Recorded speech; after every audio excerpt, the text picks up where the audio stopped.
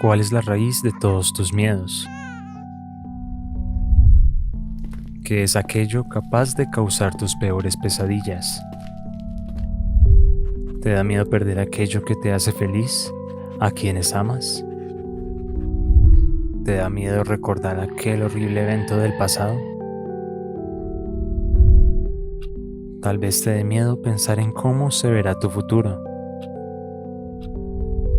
Quizá te dé miedo tener que afrontar los problemas del presente. ¿Tienes miedo a sentir dolor? ¿Miedo a no poder olvidar? ¿Tienes miedo a padecer una enfermedad? ¿A ver perjudicada tu salud?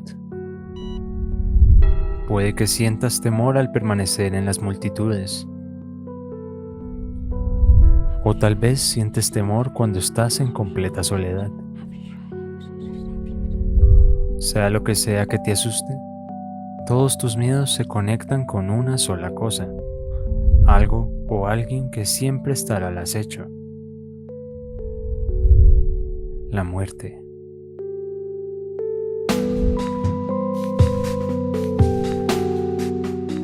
Se estima que alrededor de 60 millones de personas mueren cada año. Sin embargo, no sabemos cuántas personas realmente hay en el mundo. La población es un estimado de inteligentes técnicas de censo y medición que tienen un margen de error del 1 al 3%. Esto significa que hay alrededor de 80 a 240 millones de personas que podrían no existir, lo que implica que las personas que no existen son muchas más que las que mueren cada año. Un problema de conteo muy característico del ser humano. Nos gusta sentir que todo puede medirse, que conocemos algo con exactitud y que tenemos el control. Por esta razón, solemos etiquetarlo absolutamente todo, cualquier temática, cualquier cosa que esté a nuestro alrededor. ¿A qué le tenemos miedo?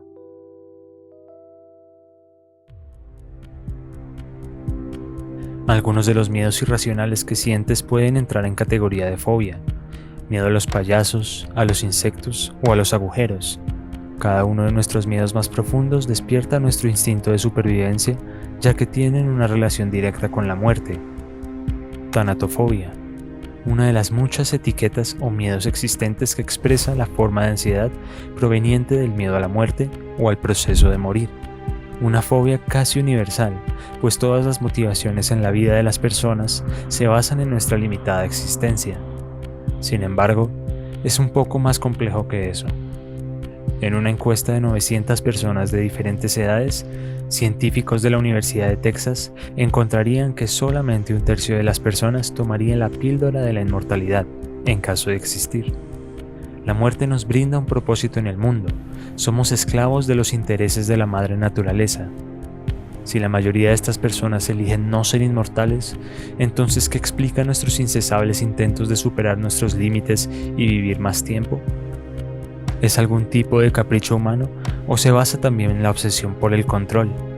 ¿Tomaríamos diferentes decisiones si pudiésemos elegir cuándo morir? Tristemente, hay ciertas ocasiones donde el dolor supera nuestro miedo a la muerte. Quizá es la prevención de este dolor lo que motiva a la humanidad a sobrevivir como hoy en día lo hacemos. Las guerras por los recursos no son más que una manera en la que garantizas a tu comunidad no tener que sufrir este dolor. Una mayor calidad de vida a costa de una peor para los demás. Egoísmo puro. Control. Unos ganan y otros pierden. Los recursos se acumulan y aún así no basta para superar este temor. Seguimos sufriendo, sintiendo miedo por el momento en el que ocurra. ¿Será mañana? ¿En un año? ¿En 10? Buscamos miles de caminos que nos distraigan de aquel evento fortuito, y aquellas posibilidades de escapar a la muerte toman toda la atención de la humanidad de forma inmediata. Pero ahora mismo solo existen dos posibles caminos, ambos igual de ambiguos: la digitalización de nuestra conciencia y la criogenización, una obsesión por negar nuestro fin, y ninguna salida está garantizada. La muerte, en cambio, sí. De todas formas, entender el proceso de envejecimiento ha sido siempre una prioridad en la medicina moderna, razón por la cual investigamos animales como las langostas, la rata topo y las medusas, quienes sorprendentemente parecen evadir estos procesos en la denominada inmortalidad biológica. Pero quizá no hay que alejarse mucho para ver cómo nuestras células pueden alcanzar la inmortalidad. Quizá solo basta con echar un vistazo a enfermedades como el cáncer, donde la inmortalidad puede ser mortal. No somos perfectos, pero la naturaleza tampoco lo es. Nuestra obsesión por el control también nos ha llevado a crear unidades de riesgo, micromuerte, la probabilidad de muerte de 1 entre 1.000.000. Por ejemplo, la probabilidad de morir en una anestesia general es de 1 en 100.000, lo que equivale a 10 micromuertes.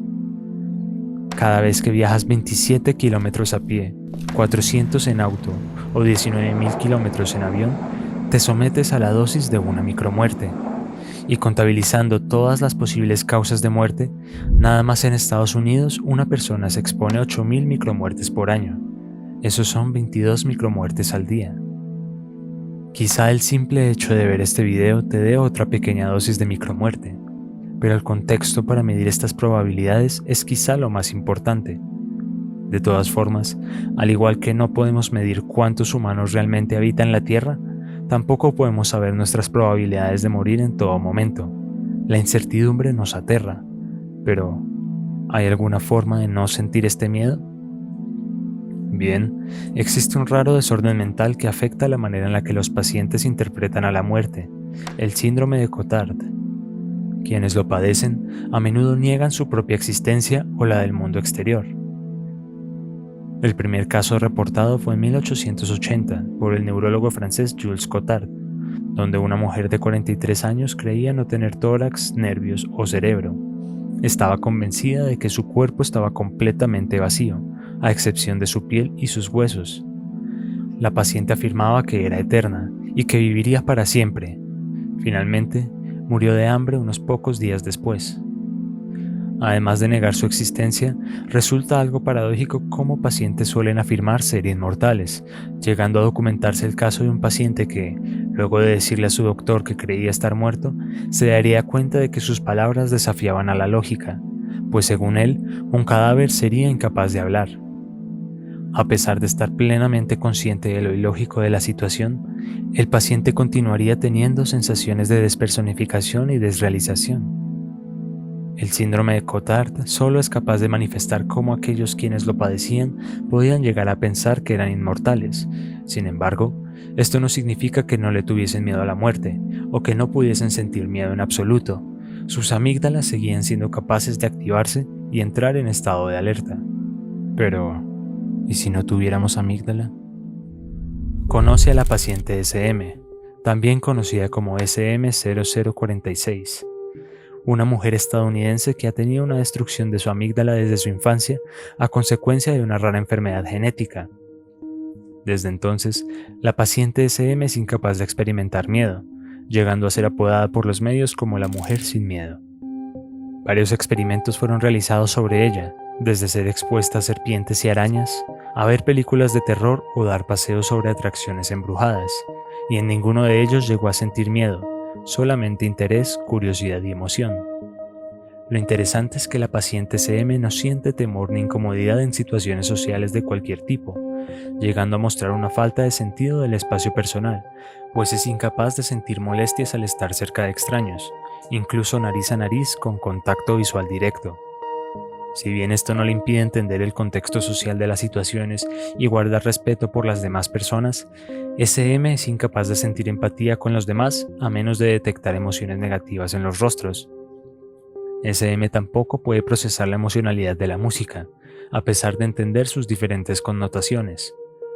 Lo curioso de este y otros casos similares es que absolutamente todos responderían por primera vez con pánico y terror a un experimento en particular, uno que reducía las cantidades de oxígeno y daban la sensación de asfixia. Quizá esa sensación de asfixia sea la cosa más aterradora que un humano puede experimentar. De todas formas, el extraño caso de la paciente SM nos brinda una enorme oportunidad de evaluar cómo el miedo funciona en nuestras mentes. Al no tener una amígdala funcional, SM es incapaz de aprender a identificar experiencias como amenazas, un mecanismo prioritario en nuestra vida, uno que nuestro cerebro conoce a la perfección y a menudo pone a prueba. ¿Alguna vez te ha pasado algo similar? Te encuentras en uno de los últimos pisos de algún edificio. Te acercas al borde a echar un vistazo. Tu objetivo era simplemente apreciar las vistas, pero tu cerebro decide poner a prueba su instinto de supervivencia y te dice que saltes. Obviamente no lo haces, pero no dejas de preguntarte ahora el por qué esos pensamientos de ese estilo invaden tu cabeza sin motivo aparente. Luego ves a tus amigos haciendo lo mismo y tu cerebro lo sabe. Solo basta un empujón. Te llama el vacío. Tus ganas de saltar confirman tus ganas de vivir, un efecto conocido a menudo como el fenómeno de los lugares altos, o de manera más general, Call of the Void, llamado del vacío, y es más común de lo que crees. Así que no deberías sentirte culpable si has llegado a experimentarlo. Acelerar a fondo mientras hay tráfico enfrente, hacerle daño a tu indefensa mascota o no abrir tu paracaídas. Los oscuros pensamientos que llegan a la mente son una respuesta a tu entorno y de manera inmediata hacen que estés más alerta. Es irónico, pero pensar en la muerte te cuida de morir. Esos pensamientos tratan de darte ese preciado control que tanto nos gusta. Pero, ¿y qué hay después? Luego de aceptar que no tenemos tanto control como nos gustaría, que no podemos evitarlo, que tarde o temprano llegará, no nos queda de otra más que esperar lo mejor. Un mejor lugar, el más allá, la reencarnación o el chance de poder regresar a terminar aquello que dejamos incompleto. Somos frágiles en cuerpo y mente, pero sentimos fortaleza cuando hablamos de alma, de espíritu, pues entendemos que somos infinitamente pequeños en este inmenso universo, pero queremos sentir que somos importantes. Después de todo, ningún otro animal tiene el regalo de la razón. Nosotros sí que somos egoístas. De allí que durante tanto tiempo le hayamos faltado el respeto a algo como la muerte, que hayamos buscado escapar de ella o burlarla de múltiples maneras. En el siglo XIX, Thomas Bradford quiso probar que existía la vida después de la muerte. Por esta razón haría uso de rituales y encantos antes de poner a prueba su hipótesis, empleando como método la muerte dulce. Una semana después, la médium con la que habría elaborado el plan, Ruth Doran, afirmaría escuchar la voz del profesor. Se desmayaría y al despertar compartiría el mensaje de Thomas, quien, según ella, diría que pocas cosas habían cambiado, excepto por una sensación de felicidad y éxtasis. La misma felicidad y tranquilidad que sienten los pacientes que padecieron una muerte clínica. Exista vida o no después de la muerte, nuestro miedo a ello nos motiva a seguir adelante, a crear y compartir, a disfrutar y muchas veces también sufrir, pues de eso se trata la vida. Siempre habrá aquellos que se irán un poco más temprano y aquellos que, lamentablemente, decidirán el momento de partida de otros o de ellos mismos. En este punto me viene a la mente la frase que Oppenheimer pensó al ver la bomba atómica explotar por primera vez. Ahora me he convertido en muerte, el destructor de mundos. Una frase que está mal traducida, pues la muerte a la que hacía referencia el Bhagavad Gita era el tiempo, aquella fuerza que destruía todo a su alrededor, el dios tiempo del que nada ni nadie podría escapar, ni siquiera el propio universo en el que nos encontramos. Tal vez todo se reduce a ello, el miedo de quedarnos sin tiempo, de malgastarlo, de no dejar un legado. Después de todos nuestros intentos por vivir un poco más de tiempo, quizá el ser humano entendió que la única manera de que esto funcione es compartiendo. Compartir nuestros genes, nuestras experiencias y nuestra felicidad.